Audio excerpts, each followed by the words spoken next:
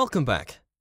While we haven't even started working on the actual business side of things yet, I purposely put this video in the first module of the course, as I think it's better to sort out your business registration before starting on Amazon, as you'll actually need this info when you register for your Amazon seller account.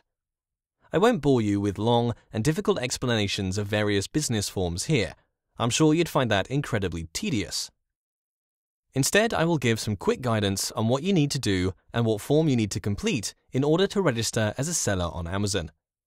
I believe that the advice given here will apply to 99% of situations and Amazon Shark's customers. So, let's get started. Important disclaimer. I'm not a professional accountant or tax advisor, so advice given in this video is only my personal recommendation. If your situation is unique, you should seek professional help, or at least consult with HMRC before your business registration.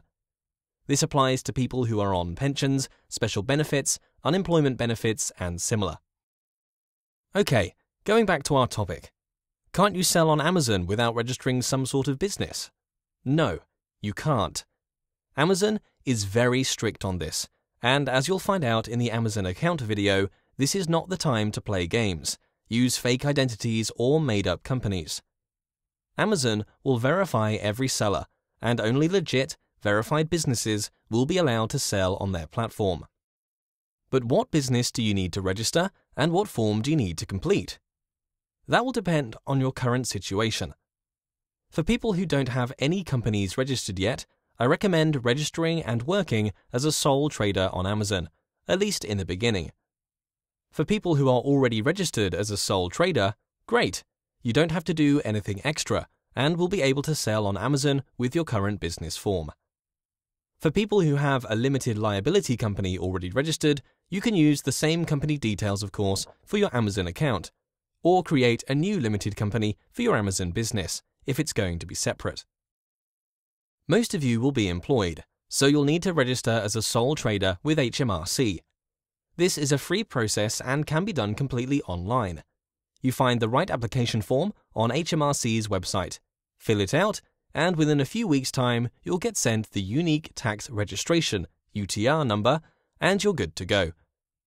As a sole trader, you'll need to complete your yearly tax returns, something I will talk more about in the accounting video lesson. One downside of being registered as a sole trader is that your personal name will be published on your seller feedback page on Amazon. Even though you can register a trading as business name with HMRC, your legal operating name will still be your actual name when you're selling as a sole trader, so you can't really hide it. But I don't think this is really a big problem.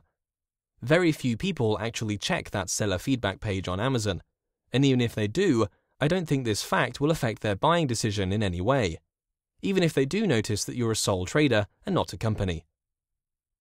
As a sole trader, you can still do everything else just like a limited company, such as have trademarks registered, apply for Amazon's brand registry, and use other such seller features.